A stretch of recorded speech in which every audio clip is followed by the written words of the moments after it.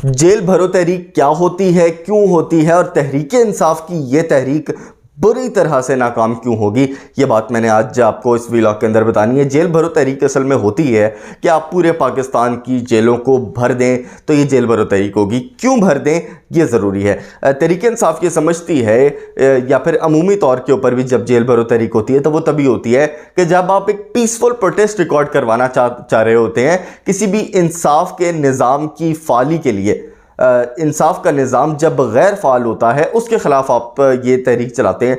और इमरान खान और उनकी पार्टी को ये लगता है कि उनकी पार्टी को और उनके कारकुनान को और इमरान खान को ख़ुद भी ये लोग गिरफ़्तार करके जेलों में डालना चाहते हैं। इसलिए उन्होंने ये सोचा कि शहबाज गिल की तरह गिरफ़्तारी, फवाद चौधरी की तरह गिरफ़्तारी, शेख रशीद की तरह गिरफ़्तारी, आज़म सवाती की तरह गिरफ़्तारी, जमील फ़ारूकी की तरह गिरफ़्तारी, इमरान रियाज की तरह गिरफ़्तारी, इन तमाम लोगों की जिस तरह से गिरफ़्तारियाँ हुई और इन लोगों को जिस किस्म के तशद्दुद का निशाना बनाया गया, जिस तरह से इनको नंगा करके मारा गया, अगर इस तरह से आपने जेलें भरनी है, अगर इस तरह से आपने तशद्दुद करना है तो लीजिए पूरे पाकिस्तान की जेलों के अंदर हम लोग भरने के लिए तैयार हैं। आप आएँ और उनके ऊपर तशद्दुद करें, आप आएँ और उनके ऊपर मुकदमे करें। अब आप आएँ और जिस तरह से आप चाहते थे कि हम लोगों को जेलों के अंदर देखें तो लें सरकार, हम खुद हाजिर हैं और आप हमें हम एक्सपीरियंस कर लें आप इस चीज़ का कि लें पूरी तहरीक इंसाफ अब जेलों के अंदर है।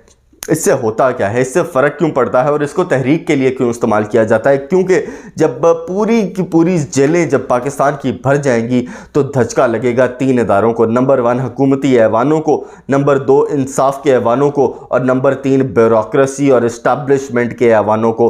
इन तीनों को जब झटका लगेगा तो एक दफ़ा कानून और आइन की जो दीवारें हैं वो हिलेंगी और पूरा पाकिस्तान एक बुखलाहट का शिकार हो जाएगा कि पाकिस्तान की जेलों के अंदर इतने लोग भर गए हैं कि पूरा निज़ाम तहस नहस होने के करीब है। लेकिन मैं आपको ये बताता चलूँ कि ज़्यादा फ़िक्रमंद मत हो, क्योंकि ये तहरीक कामयाब नहीं होगी।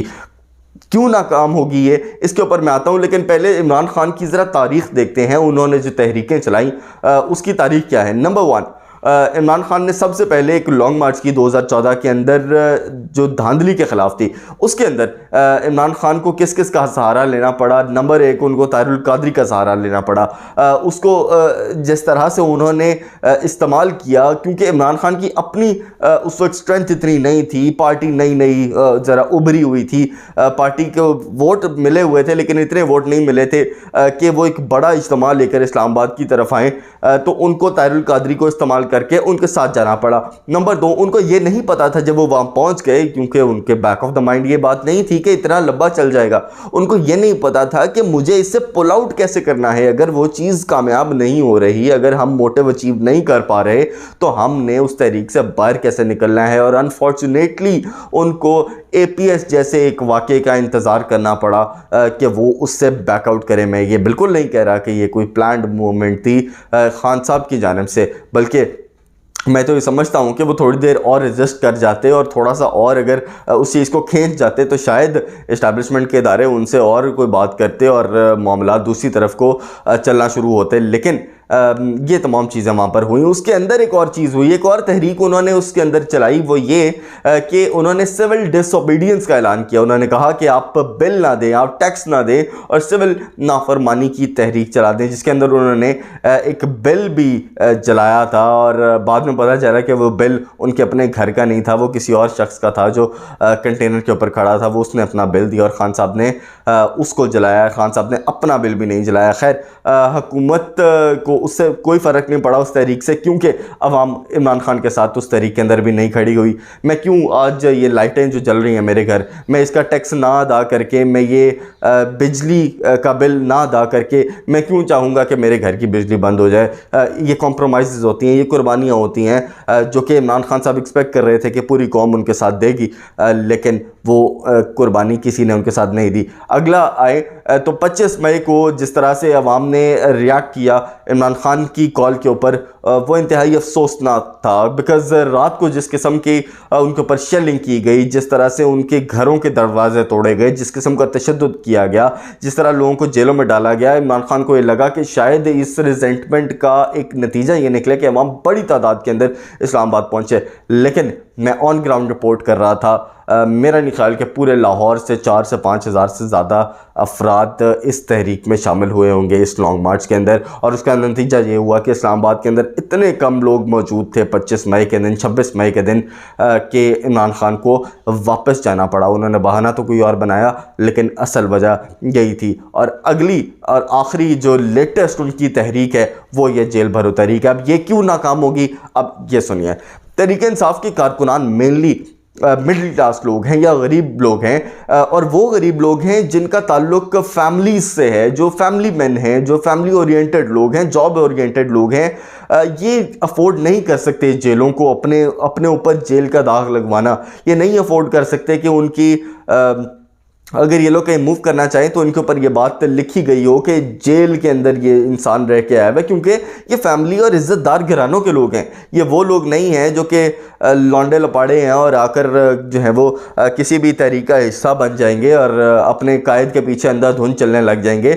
ये बड़े सोच समझ वाले लोग हैं। लेकिन इसके साथ साथ आप ये भी कह लें कि ये थोड़े डरपोक और बुज़दिल लोग भी हैं, क्योंकि ये इस बात को अफोर्ड नहीं कर सकते कि इनके, अब मैं आपको डरपोक क्यों कह रहा हूँ इन तमाम कारकुनान को, क्योंकि हालात मुआशी तौर के ऊपर इतने ख़राब हो चुके हैं पाकिस्तान के कि वो इस बात से डरते हैं। वो इस बात से नहीं डरते कि हम जेल चले जाएंगे, वो इस बात से डरते हैं कि अगर हम जेल चले गए तो पीछे हमारे ख़ानदान का क्या होगा, वो जो बीवी और वो बच्चे और वो जो माँ घर के अंदर भूखी प्यासी बैठी है उसका क्या होगा, क्योंकि घर के अंदर वाहिद कमाने वाला वो शख्स होगा जो कि जेल के अंदर जाएगा। ज़ाहिर है ख़वातीन और बच्चे बूढ़े जो हैं वो तो जेलों के अंदर नहीं जाएंगे, जो घर का कमाने वाला मर्द है वही ये बात अफोर्ड कर सकता है कि वो जेलों के अंदर जाए। और असल में पाकिस्तान के मौशी हालात ऐसे हैं, पाकिस्तान का जो इस वक्त निज़ाम है वो इस किस्म का मौशी तौर पर बेहाल हो चुका है, बदहाल हो चुका है कि इस वक्त लोग अफोर्ड नहीं कर सकते जेलों में जाना। अगर उनके वो जहाँ पर भी जॉब करते हैं, ये तहरीक इंसाफ के कारकुनान जहाँ पर भी जॉब करते हैं, अगर उनका जो CEO है वो तहरीक इंसाफ का MNA या MPA भी होगा तो वो भी उनको कहेगा नहीं तुम नौकरी पे आओ, वरना अगर तुम ना आए तो तुम्हें उस दिन की तनख्वाह नहीं दी जाएगी। मैं देखता हूँ कि अगर कोई तहरीक इंसाफ का ऐसा MNA या MPA है जो एक कंपनी रन करता है, वो अपने जो मुलाजमीन हैं उनकी तनख्वाहें माफ़ करेगा या नहीं करेगा। तो ये एक बड़ी सोचने वाली बात है कि इन मौशी हालात में आप कैसे एक्सपेक्ट कर सकते हैं कि पूरे पाकिस्तान की जेलें भर जाएंगी, लाखों लोग जेलों के अंदर चले जाएंगे। आप लाहौर से ही चंद हज़ार लोग, आप 10-15 हज़ार लोग भी अगर जेल के अंदर डालने में कामयाब हो गए तो मैं इसको आपकी सक्सेस समझूंगा। मेरा नहीं ख्याल कि चंद 2-4 हज़ार के अलावा लोग जेलों के अंदर जाएंगे। तो ये तमाम मामला है। बाकी जो एक निज़ाम पूरा इलेक्शन का है, जिस किस्म का अदालत को अब इंसाफ के निज़ाम को अब ख़ुद उठ खड़ा होना चाहिए। ये जो आइन की पामाली का सिलसिला जारी है और जो हुकूमत ये एक्सपेक्ट कर रही है कि हम इलेक्शंस ना करवा कर सुकून की ज़िंदगी गुजार लेंगे, तो अदालत को, चीफ जस्टिस को, लाहौर हाई कोर्ट को ये बात इलेक्शन कमीशन को बावर करवानी चाहिए, हुकूमत को बावर करवानी चाहिए। जो आपका ज़मीनी जो आपका ये निगरान सेटअप है उसको ये बावर करवानी चाहिए कि अगर आप ये 90 दिन के अंदर इंतखाबात नहीं करवाएंगे तो आप आर्टिकल 6 के या फिर आइन से गद्दारी के मुर्तकब होंगे, आप तौहीन अदालत के मुर्तकब होंगे। आपको ऐसे फैसले दे देने चाहिए कि जहाँ पर, लेकिन उसके बाद आप अगली चीज़ देखें ना। चलें, अदालत ने एक तरफ तो ये बात कर दी कि 90 दिन के अंदर करवाना ज़रूरी है वरना आइन से मुतसादिम होगा, लेकिन दूसरी तरफ आप ये कराची जैसे वाक़यात, आप पेशावर जैसे वाक़यात देखें, आप तहरीक लबैक की वो कॉल देखें जो उन्होंने दी है 72 घंटों की। ये तमाम वो मामलात हैं, ये तमाम वो हालात हैं जो कि आपको इस तरफ धकेलेंगे, आपको पुश करेंगे, अब अदालतों को पुश करेंगे कि आप इस बात के ऊपर ऐसा कोई ऐसा फ़ैसला दें कि हाँ पाकिस्तान के इस वक्त हालात ऐसे नहीं हैं कि इलेक्शंस करवाए जाएं। फिलहाल मोहम्मद अहमद अकरम को दीजिए इजाज़त और देखते रहिए उमूर हाज़िर। चैनल को ज़रूर सब्सक्राइब कर दीजिएगा। अल्लाह हाफ़िज़।